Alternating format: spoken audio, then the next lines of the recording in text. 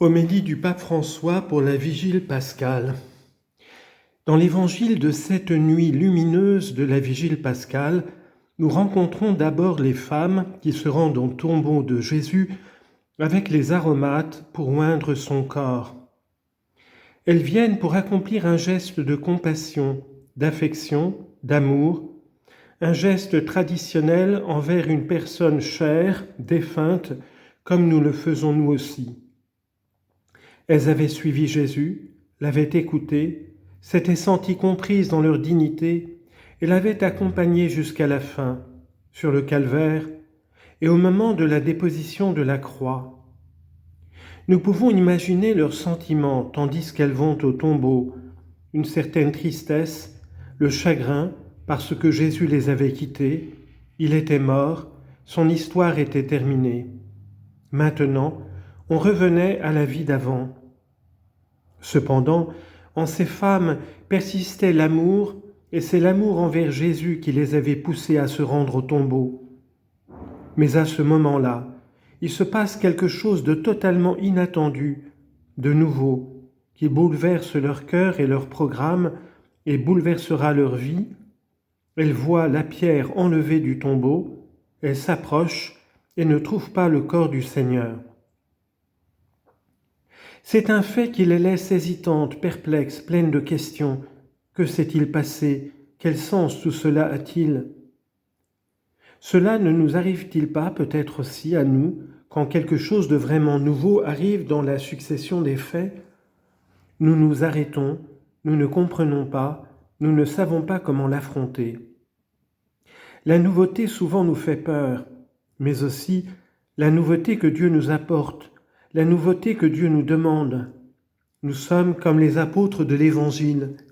Nous préférons souvent garder nos sécurités, nous arrêter sur une tombe, à une pensée pour un défunt, qui, à la fin, vit seulement dans le souvenir de l'histoire, comme les grands personnages du passé. Nous avons peur des surprises de Dieu. Chers frères et sœurs, dans notre vie, nous avons peur des surprises de Dieu. Il nous surprend toujours. Le Seigneur est ainsi. Frères et sœurs, ne nous fermons pas à la nouveauté que Dieu veut apporter dans notre vie. Ne sommes-nous pas souvent fatigués, déçus, tristes? Ne sentons-nous pas le poids de nos péchés? Ne pensons-nous pas que nous n'y arriverons pas? Ne nous replions pas sur nous-mêmes, ne perdons pas confiance, ne nous résignons jamais. Il n'y a pas de situation que Dieu ne puisse changer. Il n'y a aucun péché qu'il ne puisse pardonner si nous nous ouvrons à lui. Mais revenons à l'Évangile.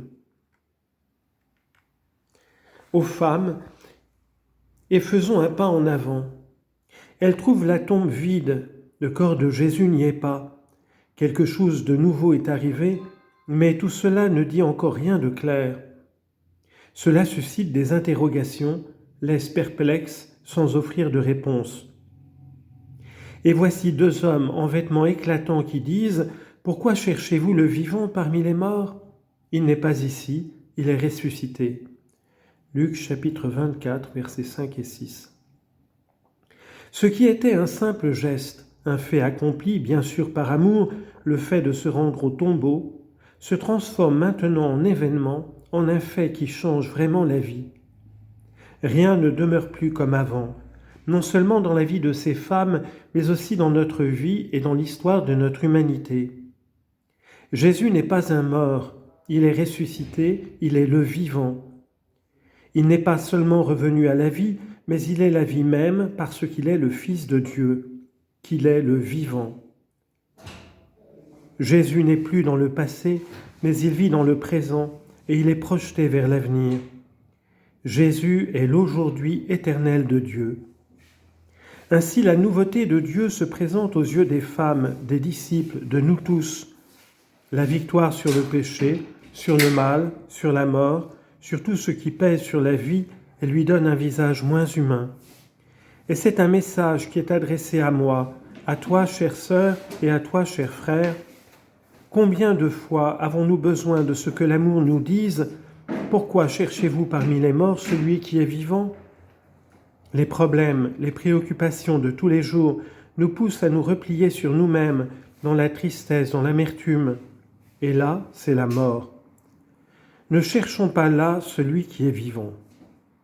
Accepte, alors que Jésus ressuscité entre dans ta vie, accueille-le comme ami avec confiance, lui est la vie. Si jusqu'à présent tu as été loin de lui, fais un petit pas. Il t'accueillera à bras ouverts. Si tu es indifférent, accepte de risquer. Tu ne seras pas déçu. S'il te semble difficile de le suivre, n'aie pas peur, fais-lui confiance, sois sûr que lui, il est proche de toi, il est avec toi et te donnera la paix que tu cherches et la force pour vivre comme lui le veut. Il y a un dernier événement tout simple que je voudrais souligner dans l'évangile de cette lumineuse vigile pascale. Les femmes découvrent la nouveauté de Dieu, Jésus est ressuscité, il est le vivant. Mais devant le tombeau vide et les deux hommes en vêtements éclatants, leur première réaction est une réaction de crainte. Elles baissaient le visage vers le sol, note Saint Luc. Elles n'avaient pas non plus le courage de regarder. Mais comme elles entendent l'annonce de la résurrection, elles l'accueillent avec foi. Et les deux hommes, en vêtements éclatants, introduisent un verbe fondamental, rappelez-vous. Rappelez-vous ce qu'il vous a dit quand il était encore en Galilée. Et elles se rappelèrent ces paroles.